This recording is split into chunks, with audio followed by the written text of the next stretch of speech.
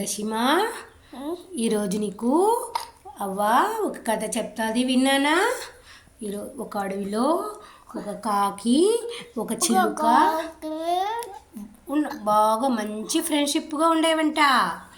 ఒకరోజు వాటికి బాగా ఆకలి ఎత్తుతుందంట. అప్పుడు ఆ అడవిలో ఎక్కడైనా తినడానికి ఏమైనా దొరుకుతుందో అనేసి అవి కొంచెం దూరం పోతాయంట. కాకి అంటే చిలుక వచ్చి హుషారుగా అడవంతా తిరుగుతుందంట. దానికి ఒక పెద్ద జామ పండు దొరుకుతుందంట. ఇప్పుడు వచ్చి కాకి వచ్చి ఎక్కువ దూరం పోదంట. కాబట్టి దానికి తినడానికి ఏమీ దొరకదంట. అది మళ్ళీ ఒకే చోటుకు చేరుకుంటాయంట కాకి చిలుక. అప్పుడు చిలుక దగ్గర ఉన్న పెద్ద జామ పండు చూసి కాకి కోపం వస్తుంది. దీన్ని ఎట్టయినా మనం తీసుకోవాలి అని దుర్బుద్ధి పుడుతుందంట. అప్పుడు కాకి చిలుకతో చిలుక మనం ఈ జామ పండుని స్నానం చేసి వచ్చి తింటాము నేను చెప్తుందంట. అప్పుడు చిలుక ఏం చేస్తుందంటే సరే ఓకే అని చెప్పేసి స్నానం చేసేదానికి పోతే ఈ జామ పండుని ఎవరు చూసుకుంటారో అని అడుగుతుందంట చిలుక. కాకి నేను చూసుకుంటాను, నువ్వు పోయి స్నానం చేసిరా అని చెప్తుందంట. కాకి పోయి స్నానం చేసేసి వచ్చే లోపల చిలుక పోయి స్నానం చేసి వచ్చే లోపల కాకి జామపండుని తూక్కొని తినేదానికి ఎత్తుకొని పుడుస్తుందంట. కాకి దుర్బుద్ధికి చిలుక బాధపడి ఏడుస్తూ ఉంటుందంట. అప్పుడు అడవి దేవత ప్రత్యక్షమయ్యి ఎందుకు ఏడుస్తున్నావు అని అడుగుతుందంట.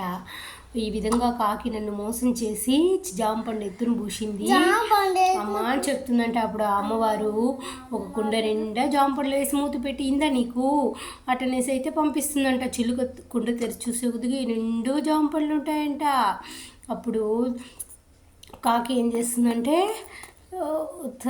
నిండు జామపళ్ళు ఉండేసరికి కాకి చిలుక జామపళ్ళు పెట్టుకుండేది మళ్ళీ ఎట్లో ఆ దారిలో పోతూ చూసేస్తుందంట.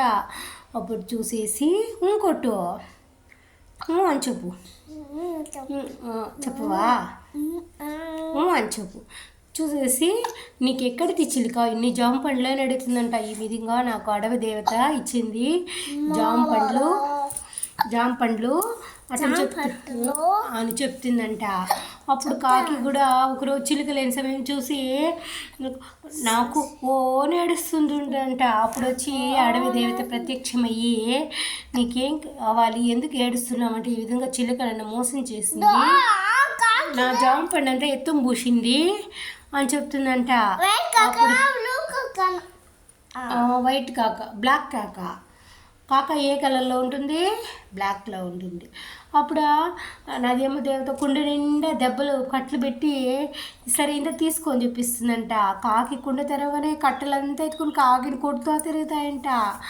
ఈ విధంగా దురాశ దుఃఖానికి చేటు అని అయితే కాకి తెలుసుకునిందంట. ఈ కథలో నీతి ఏంది? దురాశ దుఃఖానికి చేటు. వీడియో నచ్చితే లైక్ అండ్ సబ్స్క్రైబ్ చెప్పు. లైక్ చేయండి, సబ్స్క్రైబ్ చేయండి, லைக் பண்ணுங்க, சப்ஸ்கிரைப் பண்ணுங்க. Thank you for watching.